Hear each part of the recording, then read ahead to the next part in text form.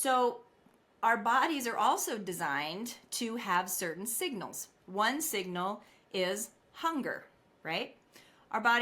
We have several different signals for hunger.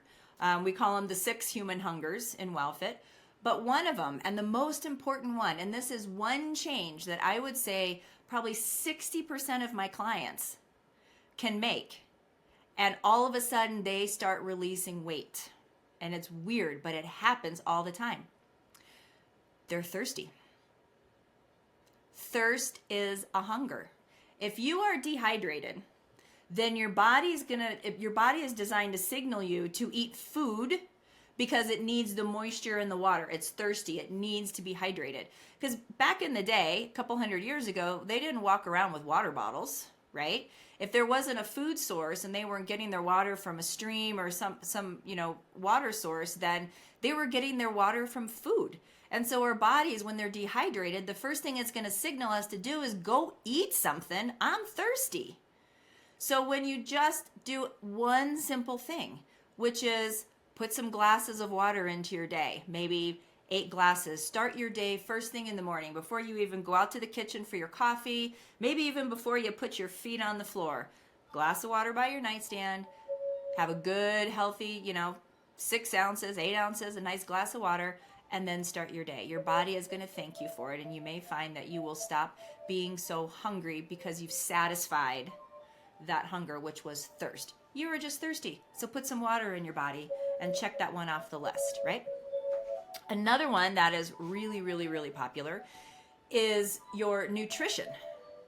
So if you're predominantly fueling your body with non-functional foods, and I think of non-functional foods as processed foods.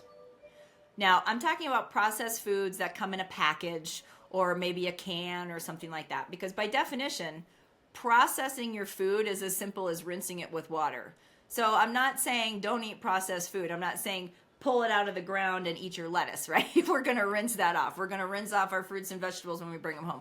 I'm talking about the processed foods that a manufacturing or a food company makes and then sells to us. That's what processed food is. Processed food is generally very nutritionally light. Like there's very little nutrition in there.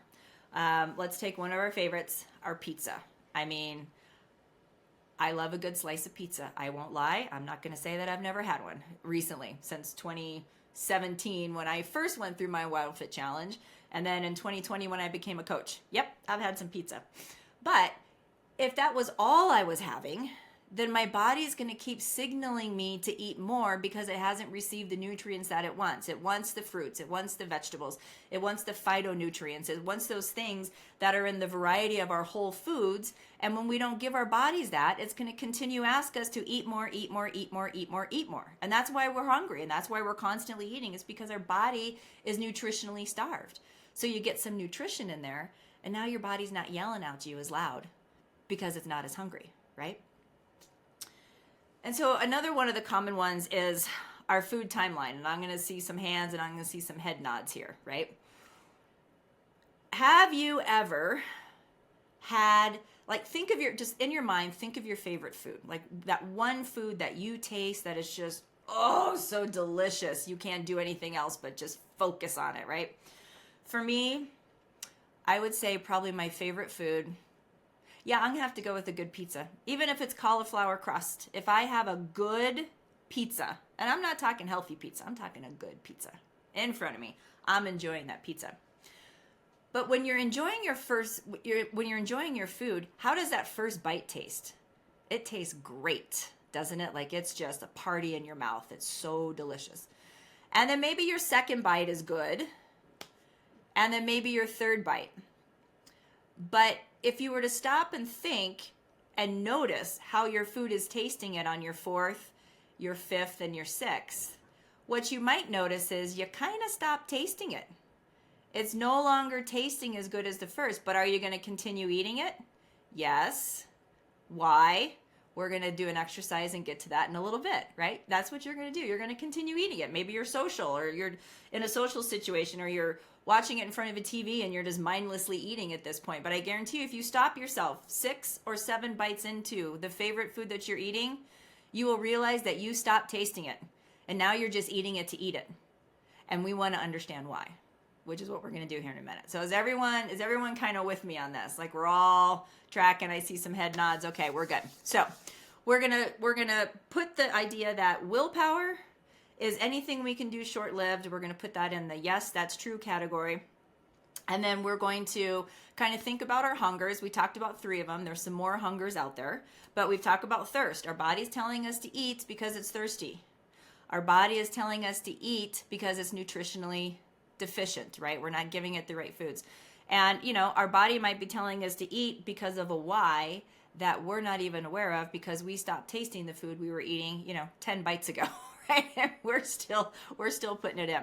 So one of the things that I want to do, and this is kind of like a little exercise, and one thing that I wanted to say is that WildFit is not about eating less. In fact, when we get into the WildFit program, if you're ever hungry, your system is broken. You should never be hungry on WildFit, ever. We don't ever want to have those hungers. And it's also not a strict rules, eat this, not that. WildFit is, how do I want to say? It's one of the main philosophies of WildFit is as long as you get more of the good stuff than the non-functional foods, you're doing it right? It's not about adhering 100% to any protocol.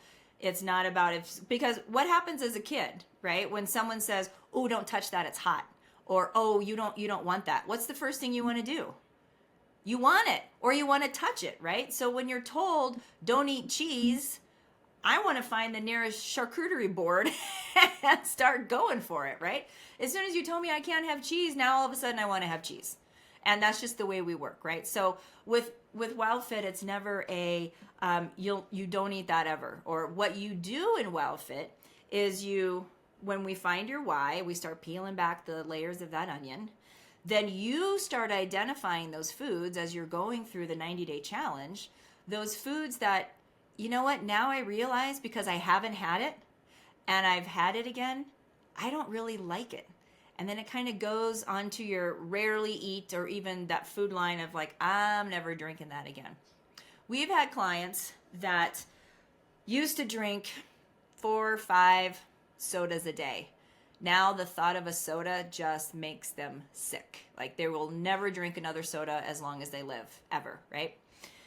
And the other thing that we have are people who maybe like there's this one story, and I love the story, and I'm going to share it with you. It's not my story. It wasn't my experience, but one of the coaches had a client, and this client is so focused on ice cream.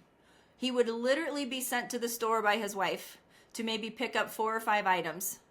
And he would pick up 3 of the items, but he would always come home with his ice cream. Like he could never not have his ice cream. And by the end of the challenge, he had, released his weight. We all want to release weight. He had this energy. He hadn't had ice cream in a while. And he realized that he didn't even really like the ice cream. He tried it again, and it made him feel bad. Like he didn't eat it. Now his ice cream is below his list, way below the I'm never eating that again. So far down there that when the coach ran into him, I think it might have been some time later, let's just say a year, I don't remember the time frame. He said, "Hey, how are you doing? Everything's going well, da-da-da." And it's like, you wanted some ice cream? No. Wouldn't even accept money.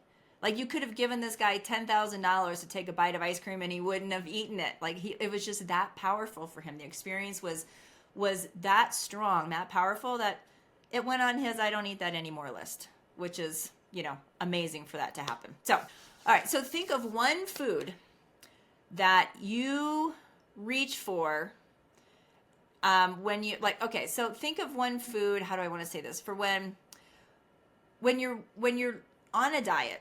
Let's just say we're on a diet and there's a food that you can't have. What is that food that you think about that you want to have always? It's that food that you're not going to pass up. If it's sitting on a plate, you're going to have it. If someone has it at a buffet or a party, you're going to eat it. If it's on the menu at the restaurant, you're going to have it. Just what is that one food, right? And then I want you to think of, when do you usually want that food? Do you want that food because it's right there in front of you, or you know you have access to it? Do you want that food because you just had a really bad day at work? Do you want that food because you're feeling a little low emotionally, not really high in your energy? Like, when do you usually want to eat that food? And then I want you to think about when you eat that food, what is the one thing that you feel in your body? I mean, it may be even the thought of eating the food gives you that little, I'm going to go have some spaghetti, or I'm going to go have my pizza, right? Just the thought of having the food gives you that little endorphin rush, that excitement, right? So what is that? Just think about it. So it's because what you're going to find is it's not even the food. It's the emotion that's driving you to have the food. Okay, so what I want to also move into, so we've kind of thought about our why. So what I wanted to do is I wanted for you to connect that it's very possible that the action that you're taking, the food you are consuming, is not even because you like it. It's because it makes you feel something, or that's your go-to because or when something happened, right? That's why you're eating the food.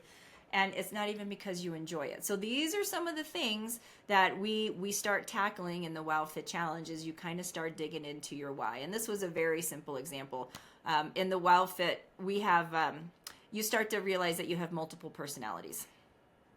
You just do. All of a sudden you realize that you have this little food angel over here, and you have this food devil over here. And when you start paying attention to it, you realize that they are constantly talking in your head. You just never noticed it. And most of the time, your food devil has better strategies than your food angel does. So just kind of it's a fun little thing. It helps us dig into our why. If you were to imagine your best health ever, like if there was one health goal that you had that you would want to accomplish in 90 days, what would it be?